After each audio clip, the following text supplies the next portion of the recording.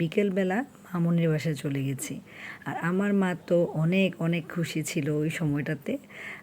মামুনি সব বেআই-বেইনদেরকে নিয়ে একসাথে মামুনি আবির খেলছিল, রং খেলছিল।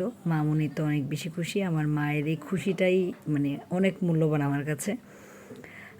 তো মা অনেক মজা করছিল সবার সাথে, আমাদেরও খুব ভালো লাগছিল। ওরা সবাই একসাথে ছিল, মামুনির সব বেআই-বেইনদেরকে নিয়ে আনন্দ উল্লাস করছিল। বাবা মাও ছিল, মাসি মেসু, বৌদির মা সবাই ছিল। সবাই একসাথে অনেক মজা করেছে, আর সাথে আমরাও মজা করেছি। এখানে পুতুলও তার মাকে দুল পরিয়ে দিচ্ছিল, আবির দিয়ে দিচ্ছিল। তো এখানে কিছু ছোট ছোট ভিডিও ক্লিপ রেখেছি। ওরা আসলে অনেক মজা করেছে ওই দিন, আমাদেরও খুব ভালো লেগেছে। আসলে কল্পনাও করিনি এত বেশি আনন্দ হবে ফ্যামিলির সাথে। আসলে এটা অন্যরকম ভালোবাসা। তো এখানে শান্তা আমার একমাত্রকে আবির দিয়ে দিচ্ছিল। তো ওরা তখন অনেক শান্তশিষ্টর মতোই ছিল, দুই জামাই।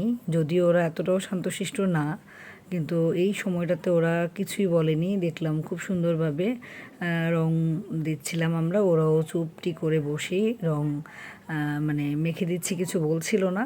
কিন্তু পরবর্তীতে উঠে আবার ওরা সবাইকেই রং দিয়েছে। আসলে রাত্রকাল হয়ে গিয়েছিল, স্নানের ভয়েও আসলে কেউ মাখামাখি করছিল না ওইরকমভাবে।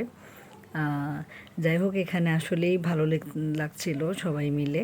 তো এটা হচ্ছে আমাদের একমাত্র বেয়াই, বর্দার একমাত্র শালা। তো আমাদের ছোট্ট বেয়াই বলবো। তো বেয়াইকে শান্তা রং দিয়ে দিচ্ছিল, আবির দিচ্ছিল। তো সেও শান্তাকে আবির দিয়ে দেন নমস্কার করলো, কারণ সে আমাদের অনেক ছোট। তারপরে তো এই যে আমাদের বাড়ির ছোট জামাই, সেও বৌদিকে রং দিয়ে দিচ্ছিল।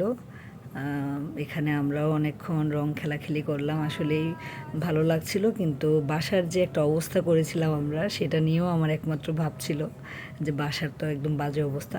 যাই হোক, ওরা দিদিমার সাথেও দুই জামাই মিলে অনেক আনন্দ করছিল। আর পুতুল তো ভয় পাচ্ছিল, ভাবছিল কী যেন হচ্ছে এখানে, সে কিছুই বুঝতে পারছিল না, কান্না করে দিচ্ছিল। তো সব কিছুতেই আমাদের রং খেলা ভালোই হয়েছে, ভালো লেগেছে আসলে সবাই মিলে একসাথে। দেন আমরা খাওয়া দাওয়া করে চলে আসছি বাসায়।